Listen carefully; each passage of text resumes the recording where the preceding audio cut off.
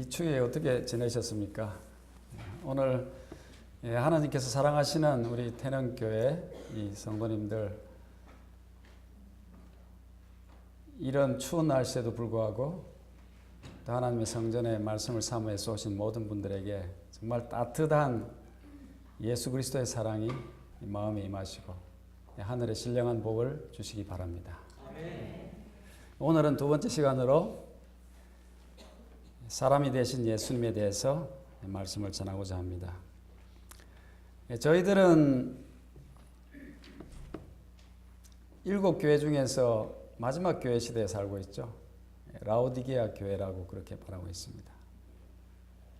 라오디게아 교회가 오늘 서울 날씨처럼 차라리 차가웠으면 하나님이 덜 불쾌하실 텐데 그렇지 못하다 그러죠. 여러분, 하나님께서 말하시는 라오디게아 교회의 제일 큰 문제가 무엇일까요? 라오디게아 교회의 문제는 우리가 흔히 생각할 때 덥지도 않고 차지도 않다. 그런데 사실은 그렇게 된 이유가 있어요. 그 기본 문제가. 그것은 예수님을 문 밖에 세워놓은 것입니다. 예수님이 우리 마음속에 들어오시기 위해서 문을 두드리고 계신데 문을 열지가 않아요. 예수님이 마음속에 없으니까 열이 나겠어요? 정말로 안 믿는 것도 아니고 믿는 것도 아니고 뜨뜻미지근한 상태가 되는 것입니다. 오늘도 예수님은 우리의 마음 밖에서 우리의 문을 두드리고 계십니다. 볼지어다 내가 문 밖에 서서 두드리노니 누구든지 내 음성을 듣고 문을 열면 내가 그에게로 들어가 그로 더불어 먹고 그는 나로 더불어 먹으리라. 아멘. 여러분, 우리가 일생을 살다 보면 참 그때 그 일이 그렇게 안 됐으면 어떻게 했을까? 참 아슬아슬한 순간들이 있죠. 정말 다행이었다. 그런 순간들이 있는데 정말 우리 이 세상 모든 인류에게 공통적으로 정말 그 일이 없었으면 어쩔 뻔했나 하는 일이 바로 예수님이 사람이 되신 사건입니다. 만일 예수 그리스도께서 하늘을 고집하시고 이 더러운 죄를 지어가지고 하나님을 반역한 사람은 그대로 그냥 없애버리시고 다시 뭔가를 시작하셨다면 우리는 이 자리에 없는 것이죠. 예수님께서 비록 죄를 짓고 하나님을 반역하는 사람이지만 너무 사랑하시기 때문에 그들을 구원하기 위해서 하늘을 버리시고 사람이 되어서 오셨습니다. 그래서 그분께서 우리의 모든 죄를 지시고 다 지시고 그 죄값을 그분의 피로 갚으셨습니다. 지금 예수님이 원하시는 것은 우리 마음에 들어오시는 걸 원하는 것입니다. 우리가 예수님에 대해서 얼마나 잘 아는가, 우리가 예수님에 대해서 뭘 얼마나 기억해가지고 더 잘 설명하는가를 원하시는 것이 아니고 예수님이 우리 마음속에 들어오시기를 원하시는 것이에요. 우리가 아무리 예수님에 대해서 설명을 잘할 수 있다고 하지만 여러분, 이스라엘에 가면요, 그 이스라엘의 투어 가이드들이 거기서 이제 관광 안내하는 사람들이 거기 이제 예수님이 사셨던 데니까 너무나 잘 알아요. 여기는 예수님이 어떻게 하신 곳이고 여기는 무슨 일을 하셨고 무슨 일이 일어났고 그걸 설명하는데 자기는 예수님을 안 믿어요. 유대인들. 예수님을 믿지 않고 예수님을 모시지 않고도 얼마든지 예수님에 대해서 잘 알고 얘기할 수 있는 것이에요. 그러므로 우리가 성경 말씀에서 잘 알고 익히 알고 외우고 말을 할 수 있다 해서 그것이 하나님의 백성이라고 하는 증거는 되지 못하는 것입니다. 그것이 우리에게 굉장히 좋은 장점은 될 수 있지만 그것이 곧 내가 예수님의 사람이라고는 할 수 없는 것이죠.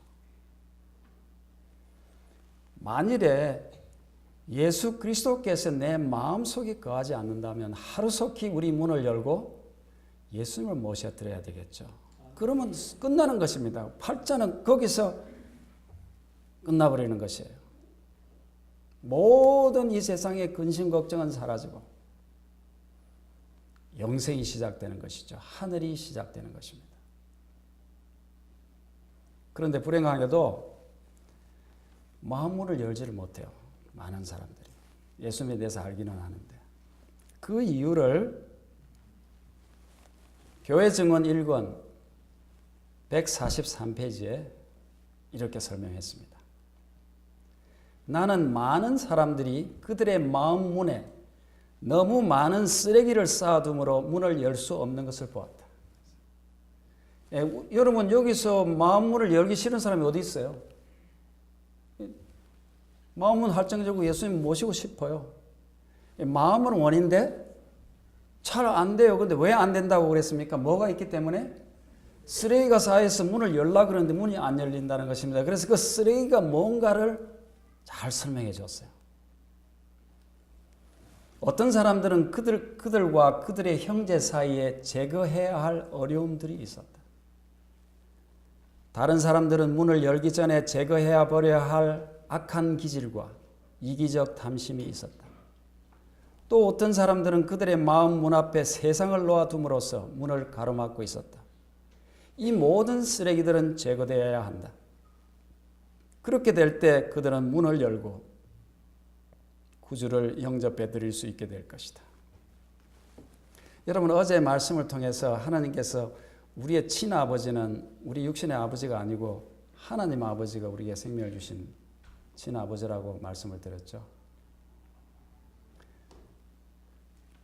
우리가 이 성경 말씀 중에서 성경 말씀 모두를 깨달으면 좋겠지만은 하나님께서는 자비하신 하나님께서는 그 중에 한 가지만이라도 제대로 깨달으면 하나님의 백성이 되게 하셨죠. 만일에 하나님께서 내 친아버지라는 사실을 알게 되고 그분을 아버지로 모신다면 끝난 거죠. 그것처럼 오늘의 말씀은 만일 예수님을 우리 마음에 모신다면 끝나는 것입니다. 자, 그러면 쓰레기 때문에 우리가 문을 열지 못하는데 그 쓰레기를 하나씩 치워봅시다. 제일 먼저 우리 선지자께서 말씀하신 쓰레기는 형제들 사이에 제거해야 할 어려움들이라 그랬습니다. 여러분 솔직히 한번 그냥 말은 할 필요 없습니다. 한번 생각해 보십시오. 이 교회에 올 때 혹은 가정에서 혹은 여러분의 직장에서 또 친구 사이에서 아는 분들, 교우님들 혹은 형제들, 친척들, 시어머니, 며느리 사이에서 혹시 보면 불편한 사람 없습니까? 여러분 우리가 매일 기도하죠. 근데 기도도 보니까요 우선순위가 있더라고요. 물론 우리가 기도할 때 하나님을 찬양하고 하나님께 감사와 영광을 돌리는 것은 정말 우선순위입니다. 하나님을 영광 돌리는 것은. 그건 기본이에요. 그냥 기본인데 제가 살면서 보니까 정말로 속히 해결하고 정말 그것이야말로 응답을 받아야 되겠다는 문제가 이 형제 간에 불하더라고요. 여러분 교회 왔는데 이 태릉교회 와보니까 너무 교회가 아름다워서 그냥 여기 있었으면 좋겠어요. 이렇게 아름다운 교회에 좋은 성도님들 이렇게 모이면서 왔는데 저 암흑의 저 친구 때문에 기분이 안 좋다. 그러면 좀 입장이 곤란하겠죠. 만일 그 사람이 천국에 갔는데 그 사람이 있으면 어떻게 하겠어요? 계속 기분 안 좋겠죠. 그런데 여러분 사람이 내가 저 사람을 사랑하겠다 해서 사랑이 됩니까? 우리는 사랑이 없습니다. 우리 죄인의 마음속에는 없습니다. 예수님이 사랑이신데. 그래서요.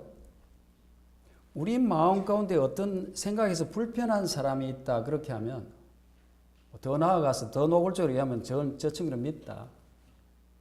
확 넘어져가지고 그냥 머리라도 하나 깨졌으면 좋겠다. 그렇게 미운 사람도 있죠.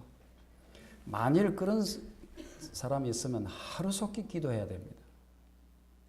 우선순위를 가지고 기도해야 됩니다. 내가 형제를 미워하면 안 됩니다.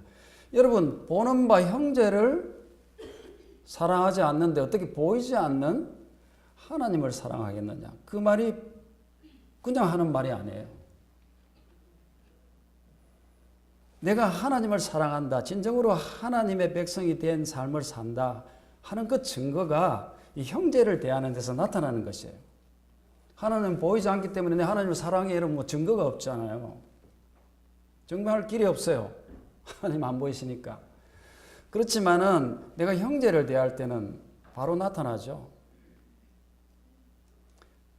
여러분, 목사는 살다 보면 미운 사람이 있겠어요, 없겠어요?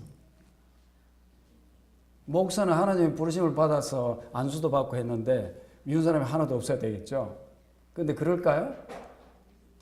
어느 날 미운 사람이 생기는 것입니다. 어떤 사람은 가만히 있는데 그냥 사람을 건드리죠. 나는 저 사람에게 정말 신경을 쓰고 저 사람이 잘 되기를 원하고 기도하고 했는데 어느 날 보면 그 사람이 원수가 돼 있어가지고 막 나쁜 얘기를 하고 다닐 수도 있어요. 그러면 그 사람이 반갑고 좋겠습니까? 그럼 사람인지라 미운 마음이 생기는 거예요. 서운하고. 근데 목사가 여기 올라왔는데 그 사람이 여기 앉아 있어요. 그러면 설교가 제대로 되겠어요, 안 되겠어요? 자기 딴에는 한다고 하지만은 좋지 않죠. 그러므로 저 같은 경우에는 저는 이렇게 살아가다가 형제가 미운 사람이 있으면 그거 생기더라고요. 근데 그걸 안 미워하려고 그래도 그러면 가장 우선적으로 기도합니다. 왜냐하면 제 힘으로 그것을 해결할 힘이 없어요. 미운데 어떡하는 거예요, 미운데. 그걸 아무리 안 미울라 해도 미운 마음이 올라오는데 그걸 어떻게 막습니까, 그걸 제가. 하나님 앞에 기도합니다. 정말 제 마음으로는 제가 확 넘어졌으면 좋겠습니다. 그런 마음이 있지만 하나님 이 원수를 사랑하라고 하시는데 이 원수도 아닌 사람인데 제가 미워해서 되겠어요? 하나님 저를 좀 용서해 주시고 미운 마음을 없애달라고 기도합니다. 그러면 하나님 응답해 주실까요? 안 해 주실까요? 응답해 주십니다. 예. 하루 만에 안 되면 이틀 하세요. 이틀 안 되면 일주일 하시고 그것이 그 마음이 녹아버릴 때까지 하십시오. 하나님 왜 그 기도를 안 들어주시겠어요? 반드시 들어주십니다. 그래서 우리가 형제들 사이에 제거해야 될 그 어려움을 만일 갖고 있다면 그것이 뭐라고요? 마음문 앞에 있는 쓰레기란 말이에요. 쓰레기. 그러니까 형제 미워한다고 그 쓰레기 때문에 예수 그리스도를 못 모셔드린다면 그게 얼마나 그게 어리석은 짓이에요. 근데 그 쓰레기를 치우고 예수님을 모셔드리겠어요? 그 쓰레기를 놓고 그냥 그놈을 미워하고 있어야 되겠어요? 얼마나 형제하고 화목하는 게 중요하냐 하면 예수님이 예배 드리는 것보다 형제하고 화목하는 것이 더 중요하다고 그랬어요. 그러니까 여러분 형제하고 미워하면서 여기 와서 예배 드리고 있다. 그거 하나님이 원하시지 않으세요? 만일 너희들이 예물을 제단에 드리다가 내 형제에게 원망 들을 만한 일이 있는 줄 생각나거든 어떻게 하라고요? 예물을 그 제단 앞에 두고 지금 기도가 하고 찬송하고 할 시간이 아니다 이거예요. 그냥 두고 먼저 가서 형제와 화목하고 와서 예물을 드리라 그랬어요. 우리가 얼마나 그걸 중요하게 생각하면 말씀은 잘 알았지만 그렇게 잘 안 하죠. 그렇게 해야 되는 것이에요. 그것이 우리 마음을 막고 있는 쓰레기가 되는 것입니다. 여러분 그렇게 하시겠죠? 네. 그 다음에 두 번째 사람들이 문을 열기 전에 제거해야 버려야 할 것은 악한 기질이라고 했어요. 여러분 우리가 선한 것 같지만 사람이 참 악합니다. 안 건드려서 선해 보이는 거지. 악이 있어요. 왜? 사단이 있기 때문에. 그래도 어떤 때는요. 내가 이렇게 악질이었나? 그런 생각이 들 때가 있어요. 그런데 여러분, 악한 기질이요. 꼭 나쁜 일을 할 때만 악한 기질이 있는 줄 아세요? 이 사단이 얼마나 교묘하냐 하면 내가 선한 일을 할 때 더 악한 게 드러나요. 저희 와이프가 그런 말이죠. 여러분, 이 신앙생활을 하면서 내가 한번 정말로 하나님이 원하시는 삶을 살아봐야지. 나 오늘부터 결심하고 정말 하나님이 기뻐하시는 삶을 살 거야. 그렇게 결심해 보셨죠? 안 해본 분 계세요? 저는 여러 번 해봤어요. 정말 어떤 가마를 반다든지 안 그러면 뭐 새해가 됐다든지, 예? 안 그러면 어떤 정말 말씀해 보고 은혜를 받고 이랬으면 나 정말 오늘부터는 정말로 나 죄 안 짓고 잘 살아봐야지. 얼마나 이 가력한 마음입니까? 근데 하루는 제 아내가 저보고 여보, 당신이 정말 예수 잘 믿고 정말 잘 살아보려면 겁이 난대요. 제가 지금 그런 마음 가지고 예수님 닮은 생활을 살려면 기뻐야 될 거 아니에요. 그러면 집안이 완전히 비상이랍니다. 이제 어렵게 살아야 되니까 저만 어렵게 살아면 되겠어요. 아이들도 어렵게 살아야 되고 와이프도 어렵게 살아야 되니까 이제 그때부터는 이제 법관이 돼가지고 아무것도 못하게 하는 거예요. 그러니까 제발 좀 그런 결심하지 말랍니다. 저보고. 여러분 꼭 남을 때리고 무슨 돈을 훔치고해야 악한 거 아니에요. 그게 우리 사악한 마음이죠. 그러니까 모든 우리 죄인의 이렇게 모습을 보면서 이 사단은 꼭 우리가 무슨 잘 살다가 나쁜 일을 했으면 악한 사람이 되게 하는 것이 아니고 좋은 일을 하고자 할 때까지도 우리를 이렇게 넘어뜨려 가지고 안 좋은 길로 가도록 하는 거예요. 사단은 정말 지혜롭습니다. 그래서 시편 기자는 그렇게 말했죠. 하나님이여 나를 살펴달라고요. 나는 악하면서도 악한 줄도 몰라요. 나를 하나님이 살펴가지고 나를 시험하사 하나님이 시험하사 내 뜻을 알아달라고 그랬어요. 그래서 내게 무슨 악한 행위가 있나 나를 보시고 나를 영원한 길로 인도해 주십시오. 시편 139장에 그렇게 말씀했습니다. 그러므로 여러분 한 번씩 하나님 앞에 하나님 제 마음 문을 막고 있는 악한 기질이 있을 것인데 하나님 시험하시고 그걸 나한테 보여주십시오. 그걸 깨닫게 하시고 하나님 앞에 내어놓고 없애야 되겠죠. 아멘. 그 다음에는 이기적 탐심이 문을 막고 있는 쓰레기라 그랬습니다. 여러분 욕심 없는 사람 있습니까? 네, 욕심 있죠. 뭐 틈만 나면 욕심이 올라오죠. 잘 나가다가. 그런데요, 오히려 없을 때는 욕심도 없어요. 있으면 더 욕심이 생깁니다. 참 이상해요. 제가 한 번은 앤드루스를 다닐 때 그 앤드루스에 가까운 베럴크릭이라는 한국 교회가 있습니다. 어제도 말씀 잠깐 드렸지만 베럴크릭 우리 교회가 시작된 곳이에요. 거기 이제 한인교회가 있는데 제가 나중에 그 교회 목사가 됐는데요. 거기 이제 신학생들이 있으니까 이제 뭐 공부하는 학생들 고생한다고 송구 영신회 할 때 그 초청을 해요. 그 교회에. 그래서 와서 게임도 하고 이제 좀 밥도 먹고 놀다가 가라고. 하루 한 번 갔습니다. 겨울에. 춥습니다. 미시간은. 이제 겨울에 춥지만 이제 가서 초대를 하고 하니까 이제 해서 잘 먹고 얻어먹고 이제 빙 둘러 앉아가지고 게임을 하는 것이에요. 게임을 하면 이제 한 게임 할 때마다 이기면 상이 있죠. 상이 뭐 별것도 아니에요. 무슨 뭐 화장지, 그럼 뭐 비누, 냅킨 뭐 그런 거예요. 뭐 칫솔도 있고 뭐 그런 아주 몇 번 하지도 않는 거예요. 근데 이제 이렇게 앉아서 이제 게임을 하다 보면 나갔다 들락가다 하고 하는데 이제 상품이 쌓이는 겁니다. 몇 개 되면요. 그다음부터는 상품에 신경이 쓰여지는 거예요. 이 상품이 다른 사람하고 섞이면 어떡하지?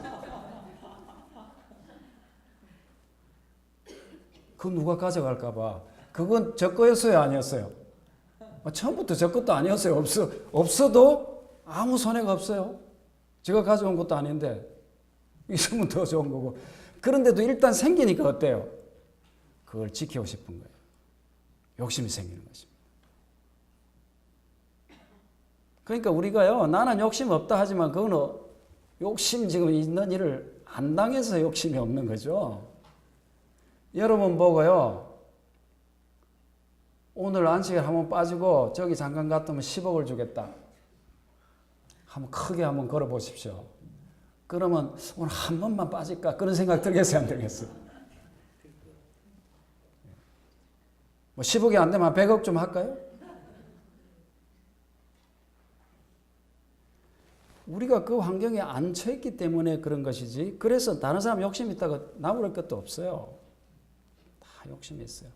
그런데 그 욕심을 제어하지 못하면 그것이 쓰레기로 수리 마음문을 막는다는 것이죠.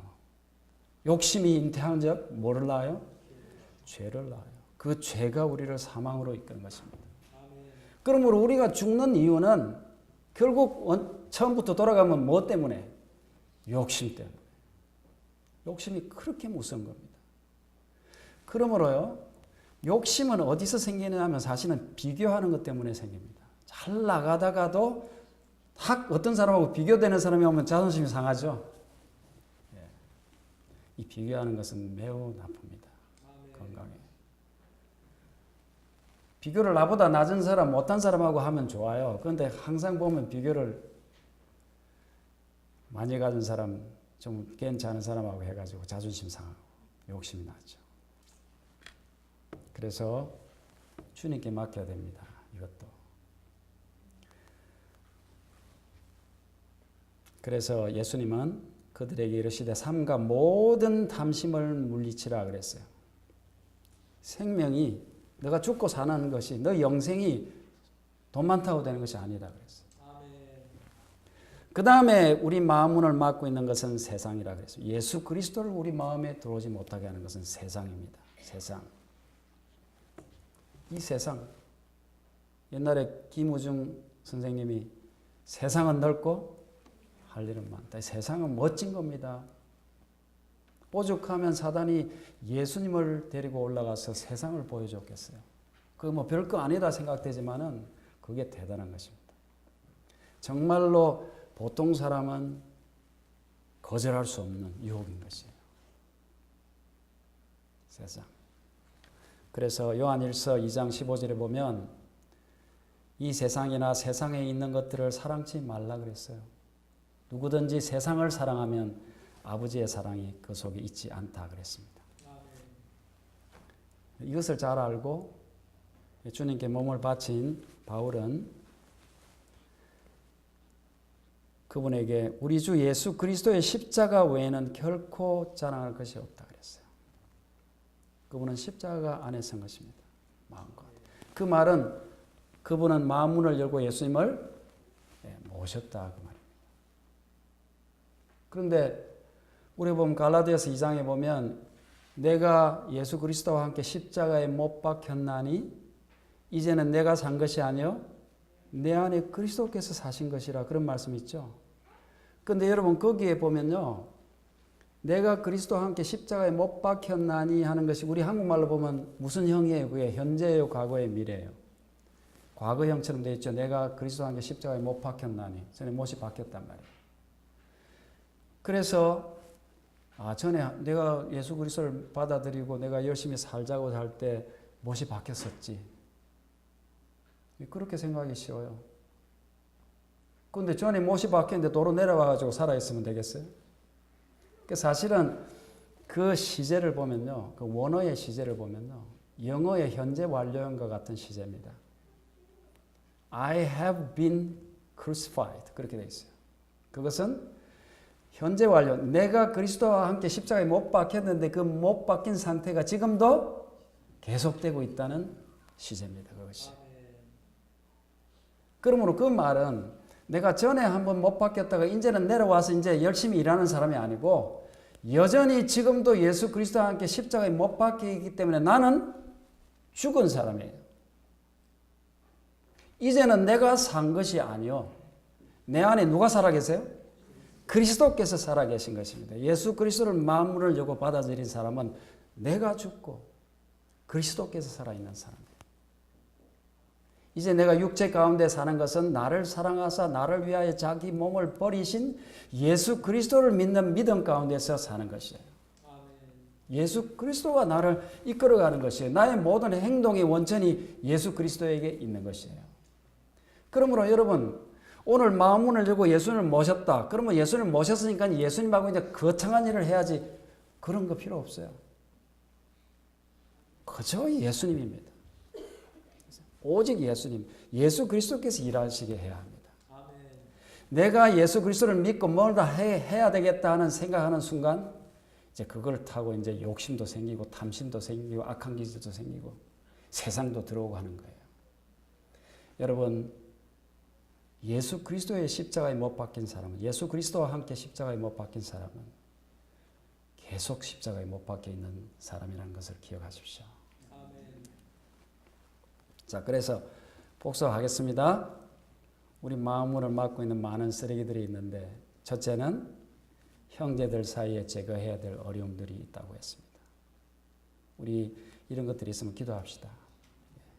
그 다음에 악한 기질, 이기적인 탐심, 그 다음에 세상. 참 매력적인 것들이죠. 그런데 여러분, 그러면 오늘부터 내가 악한 기질을 없애고 탐심도 없애고 세상도 없애고 형제 사이 불화도 없애겠다. 그렇게 결심하면 됩니까? 그렇게 결심하면 저같이 되는 겁니다. 저희 와이프가 저를 얘기했듯이 야 무섭다. 그렇게 되는 거예요. 여러분 우리 힘으로는 못합니다. 이것을. 그러므로 내가 쓰레기를 치워야 예수님이 들어오기 때문에 내가 쓰레기를 치우겠다. 시작도 마십시오. 안 됩니다. 그것은. 그렇게 됐으면 벌써 쓰레기 치고 끝났죠. 그것이 우리 힘으로 되지 않습니다. 여러분.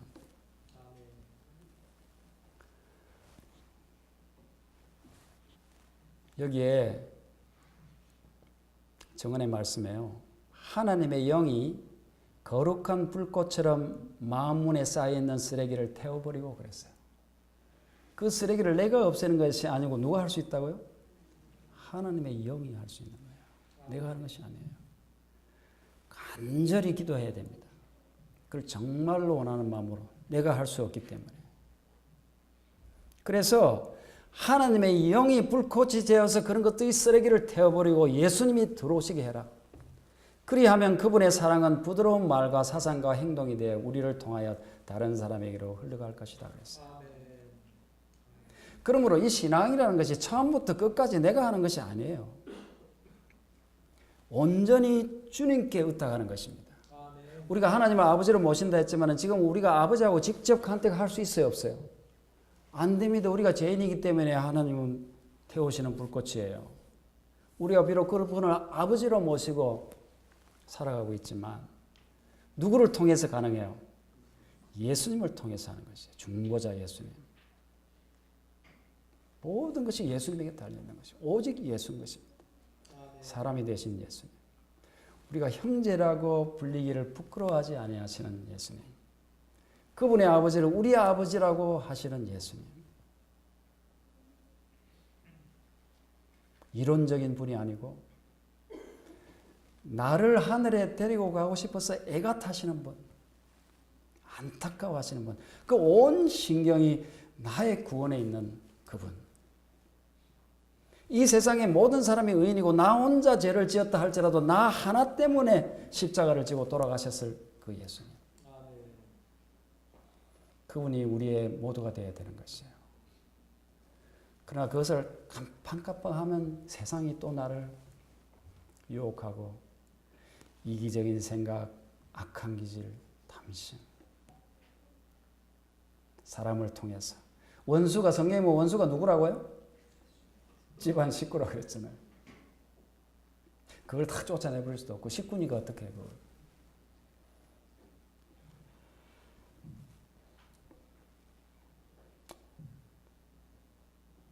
사교회니까 공부도 좀 해야 되겠죠. 이제 여러분 교제도 받으셨으니까 지금부터 공부를 좀 하겠습니다. 이 세상에는 3대 유일 신교가 있어요. 이 잡종교들은 신이 많죠. 이것도 신이고 저것도 신이고 뭐 다 신교들이에요. 그런데 하나님은 한 분이시다 하는 유일신을 믿는 3대 종교가 기독교, 유대교, 이슬람교입니다. 그런데 기독교는 예수님이 신이라 그러죠. 예수님도 누구라 그래요? 하나님의 한 분이라 그래요. 그런데 하나님의 아들이시고 메시아가 돼서 오셨다고 믿는 것입니다. 그러니까 기독교가 믿는 예수님은 예수님이 사람이시기도 하지만 또 하나님이시라는 걸 믿어요. 몇 프로 사람이고 몇 프로 신이죠?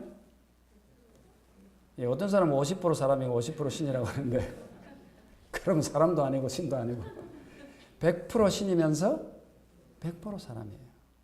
그러니까 100% 신이신데 그분의 그 신성을 감추시고 인성으로 옷 입혔어요. 그래서 100% 사람으로 사셨어요. 하나님의 능력, 하나님을 바라보고 하나님의 손을 잡지 못하면 성령의 힘으로 살지 않으면 그분도 시험을 이길 수 없는 완전한 육신으로 사셨어요. 그래서 우리의 완전한 모범이 되시는 것입니다. 그분이 전적으로 하나님을 의지한 것처럼 우리도 그렇게 한다면 승리할 텐데 그것을 못해서 자꾸 넘어지는 것이에요. 그런데 얼마나 감사하게도 의인은 절대로 넘어지지 않는 사람이다. 그랬으면 여기 의인 한 사람도 없을 텐데 의인은 7번 넘어져도 8번 일어나는 사람이다 그랬어요. 얼마나 감사합니까? 그런데 유대교는요, 예수님이 사람으로 왔다는 건 알아요. 역사적으로 예수라는 존재가 있으니까 그 사람들이 죽였잖아요. 근데 그 예수님이 오셨는데 그 예수님이 천국이 가까웠다 했어요? 멀다 그랬어요? 그 예수님이. 천국이 가까웠다 하고 선전하셨거든, 예수님이. 그런데 유대인이 생각하는 천국이 왔어요, 안 왔어요?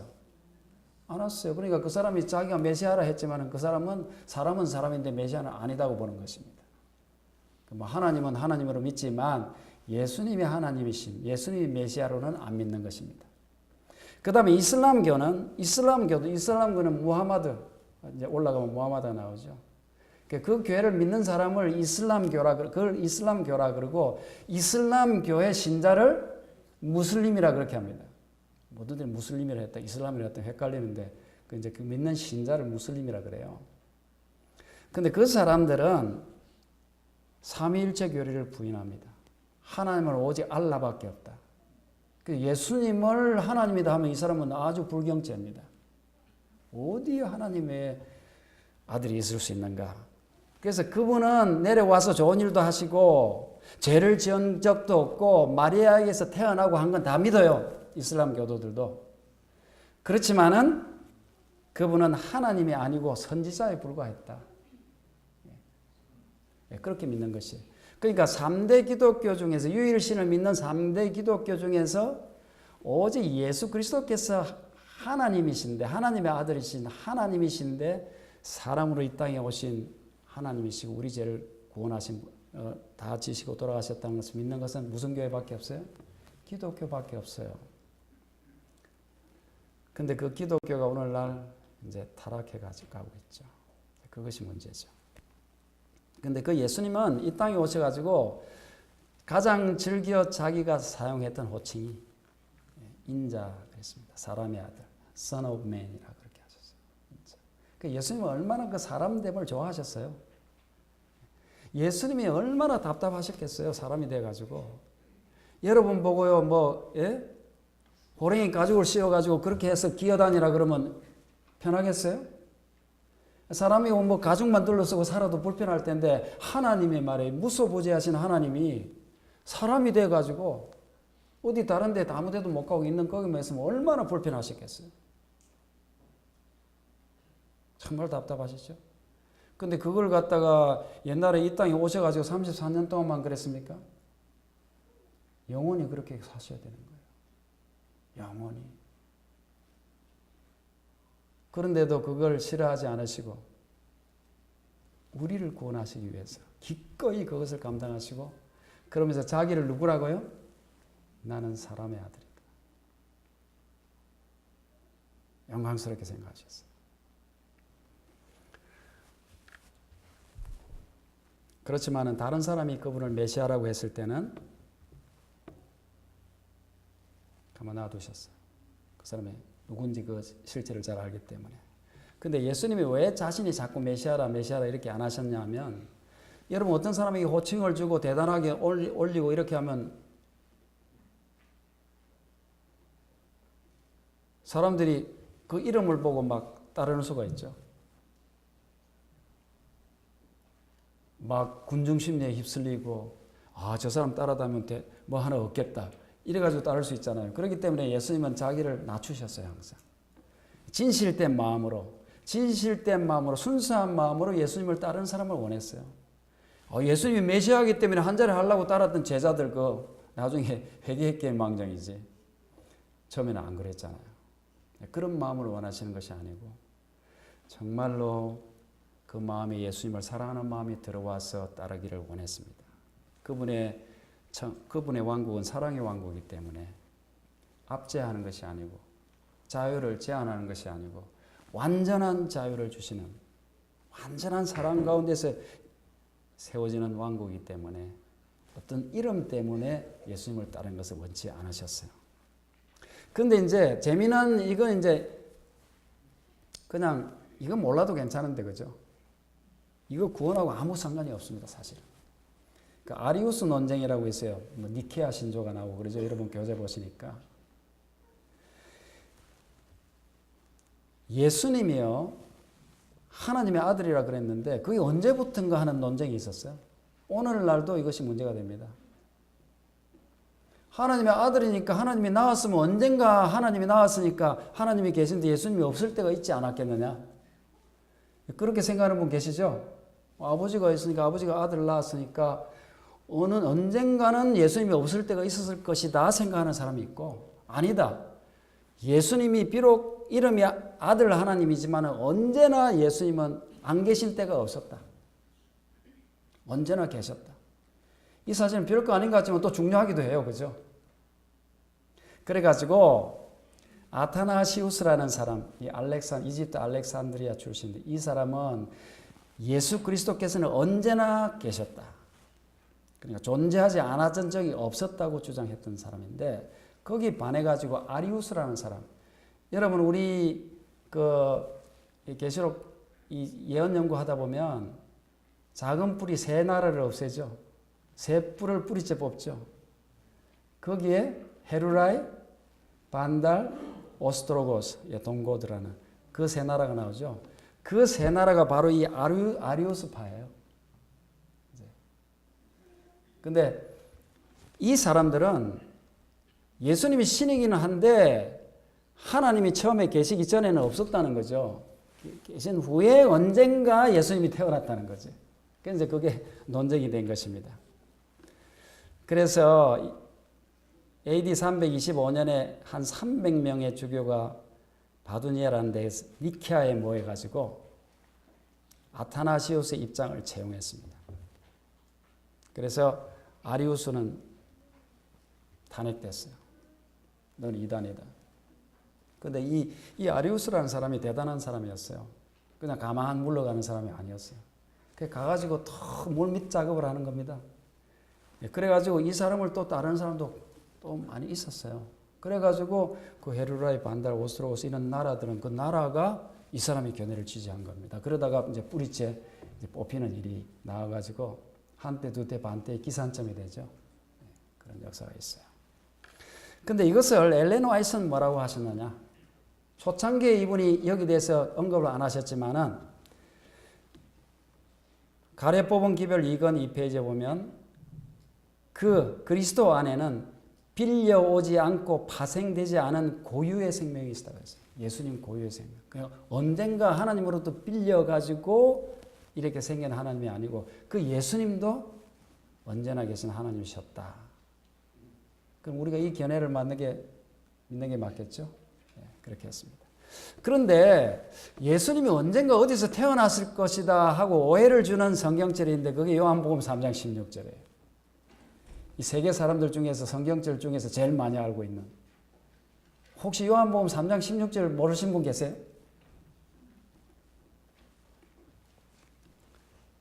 하나님이 세상을 이처럼 사랑하사 누구를 주셨어요? 독생자를 주셨다. 이 독생자가 문제가 되는 것이에요. 아들이 하나인데 하나밖에 없는 아들이다. 그러니까 하늘을 낳은 모양이다. 이렇게 오해할 수 있는 거예요. 그런데 이 독생자라고 번역한 이 독생자는요, 우리나라 말로 그렇게 번역했어요. 또 제임스 왕역에 only begotten son이라고 그렇게 했어요. 그렇지만은 이 단어는 모노게네스라는 헬라어인데요. 이 모노게네스라는 헬라어는 진짜 뜻은 독특한, 특별한 그런 뜻이에요. 그러니까 그것이 독생자를 주셨으니가 아니고 특별한 한 분을 우리에게 주셨다. 독특한 분을 주셨다. 이렇게 번역한 게 사실은 맞는 겁니다. 근데 그게 아니고 하나님 아들 하나님이라니까 그래 독생자에 대해서 그렇게 그냥 번역을 한 것입니다. 그래서 히브리서에서도 이 모노게네스라는 단어가 사용됐는데요. 거기는 밑에 있는 보면 히브리 11장 17절 8절 써놨죠. 아브라함은 시험을 받을 때 믿음으로 이삭을 드렸으니 저는 약속을 받은 자로 돼 그 누구를 드렸느니라? 독생자를 드렸느니라. 이때 그 쓰는 예수님의 독생자라 한 거와 마찬가지 단어예요. 그런데 이때 아브라함이 이삭을 드릴 때 아들이 하나밖에 없었어요? 아들이 더 있어요. 이스마엘이 이미 있었잖아요. 하나 독생자가 아니에요. 또 아브라함은 또 다른 아들들도 낳았죠. 장가 또 아브라함 운도 좋죠. 부인이 많았어요. 또 낳았어요. 그런데도 불구하고 이삭을 하필이면 독생자라고 이 모노게네스라고 한 것은 아들이 그 하나뿐이어서가 아니고 그가 특별한 아들이기 때문에 특별한 아들이란 말이에요. 왜 특별하면 이삭은 왜 특별하죠? 하나님이 약속하신 그를 통해서 예수님이 나실 것이고 이스라엘 민족이 설 것이기 때문에 특별한 아들 아닙니까? 그렇게 쓰는 것입니다. 그리고 아버지와 아들이라는 표현은 본성의 동등성이나 본질의 공유를 말하기도 해요. 예를 들어서 예수님이 야고보와 요한한테 뭐라고 별명을 지어줬죠? 우리의 아들이라 했잖아요. 그럼 아들을 했으니 우리가 낳았어요? 우리가 그냥 어느 날 야곱도 하나 낳고 요한도 낳고 그랬습니까? 우리 같은 놈이다 이런 거예요. 그렇죠? 성격이 그렇다. 아들이라고 해서 꼭 낳았다는 말은 아닌 것입니다.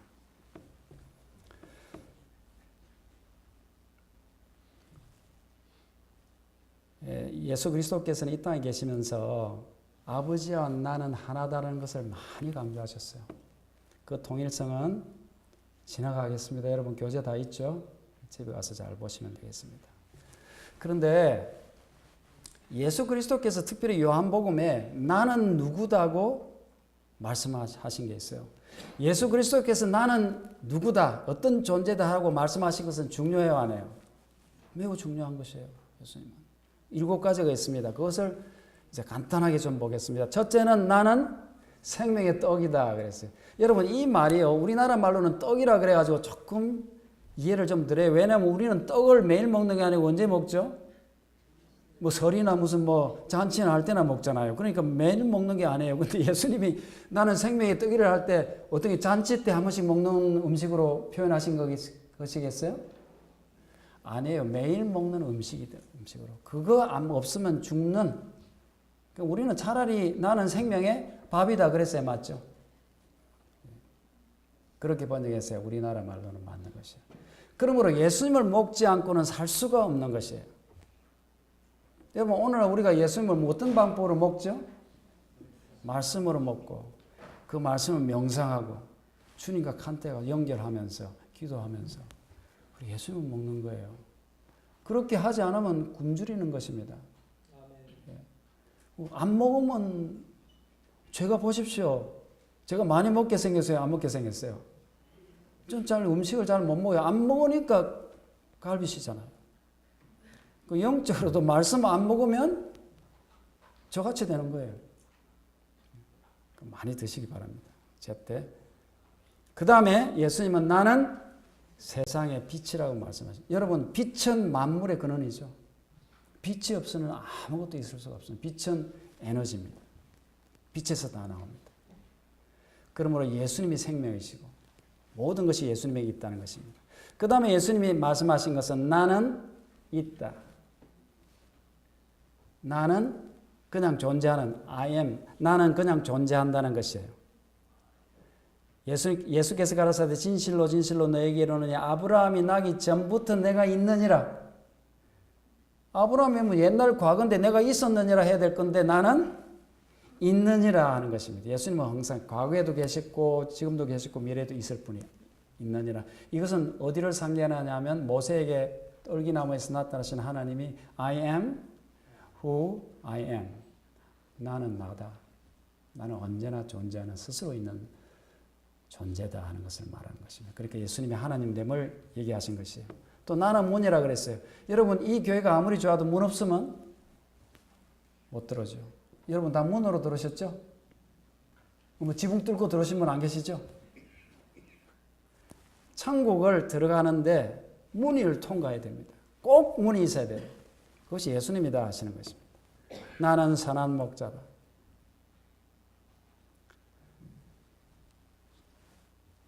이 말씀 요한복음 10장 11절부터 15절까지를 묵상해 보십시오. 한번 집에 가셔가지고. 내가 예수 그리스도를 전한다고 하는 사람인데 정말로 선한 목자인지 예수님을 따라서 나는 사꾼인지. 사꾼은 급하면 도망가거든요. 생각해 볼 필요가 있습니다. 나는 부활이요 생명이다. 예수님 외에는 생명이 없어요. 우리 어떤 이론이나 어떤 노력도 소용없어요. 예수님이 계시면 그냥 예수님이 생명이에요. 그 다음에 나는 길이요 진리요 생명이다. 이 모든 것을 총망라하는 것입니다. 예수님은요 하나님께로 가는 길을 보여주시는 분이 아니에요. 예수님이 길이에요. 그냥. 예수님은 우리에게 진리를 계시하는 분이 아니에요. 예수님이 그냥 진리예요. 예수님은 우리에게 생명을 제공하는 분이 아니에요. 예수님이 그냥 생명이세요. 그걸 아셔야 돼요. 그래서 아들이 있는 자에게는 뭐가 있다? 생명이 있다는 것입니다. 그냥 예수님을 모시면요 이론 몰라도 사실은 되는 겁니다. 그분이 진리고 그분이 길이고 그분이 생명인 것이에요. 그러므로 어떻게 하든지 우리의 마음 문을 열고 사람이 돼서 오셨던 그 예수님을 우리 마음속에 모셔드리는 게 급선무다는 것이죠. 그런데 그것을 들어오지 못하도록 쓰레기가 막고 있어요. 그것이 다 우리 마음에 있죠. 우리 영적으로 우리 막고 있는 것들이 있어요. 그것을 우리 힘으로는 안 되고 그것도 예수님이 해주셔야 되죠. 구해가지고 불같은 성령이 오셔가지고 그것을 사라지게 할 수 있도록. 여러분 오늘부터 기도합시다. 그렇게. 뭐 할 일이 있습니까? 뭐가 급해가지고 그것보다 더 급한 일이 세상에 어디 있겠습니까? 우리 마음 문을 열고 예수님을 모시는 것보다 급한 일이 어디 있어요? 그 예수님이 오셔가지고 그분을 나무에 비유한 일이 있죠. 예수님이 본인을 어느 나무에 비교했어요? 포도나무라 그랬어요. 이 세상에 못 쓸 게 포도나무라 그러죠.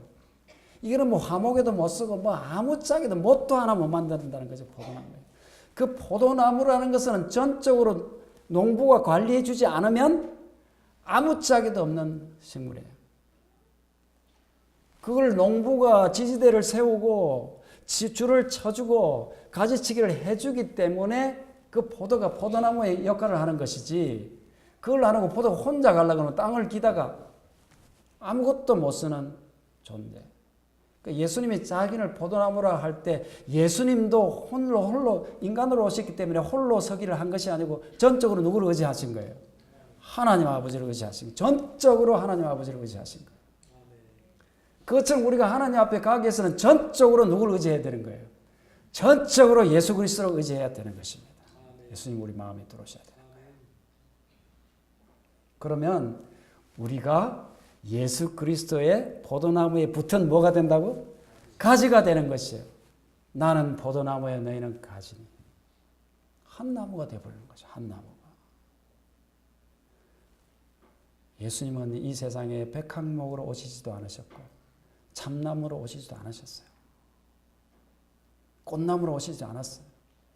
포도나무는요 열매를 못 달면 아무짝에도 쓸모가 없는 거예요. 개나리면 울타리 앞에 심고 봄에라도 꽃이라도 보지. 포도나무가 포도 안 맺으면 어디다 그걸 심고 무슨 소용이 있겠어요?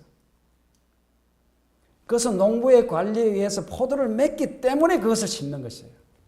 그런데 그것은 혼자 힘으로는 안 되는 것입니다. 전적으로 농부가 관리해 줘야 되는 것이에요. 여러분, 우리가 결심하고 좋은 신자가 되기로 결심하는 건 좋아요. 기특하고 갸륵합니다. 그렇지만 반드시 알아야 될 것은 내 힘으로 아무것도 할 수 없다는 것이에요. 여러분, 얼마나 쉬워요. 나보고 하라 그랬으면 어떻게 하겠어요? 여러분, 우리 보고 너 열심히 해갖고 안 하면 너 천국 못 간다서 어떻게 하겠어요? 그런데 감사하게도 나한테 붙으라는 거죠. 예수님한테. 그냥 붙으라는 거죠. 뭐 다른 거 할 것이 예수를. 그럼 못 붙으면 기도해가지고 하나님의 힘으로 하라는 거죠. 그것도. 그건 바라지만 말고 이걸 갖다 하고 소원하고 하나님 앞에 기도해야죠. 그걸 기도해야 안 되겠어요? 뭐 하나님 해주시는 것입니다. 모든 우리의 구원은 내가 하는 것이 아니고 하나님 해주시는 거죠. 얼마나 감사하게도. 하나님이 사랑하시는 우리 대능교회 교우님들, 정말 따뜻한 예수 그리스도의 사랑이 우리 마음 가운데 늘 거하셔서 예수 그리스도가 우리를 통해서 드러나는 그런 아름다운 삶을 사는 우리 모두가 되기를 바라면서 말씀을 마치겠습니다.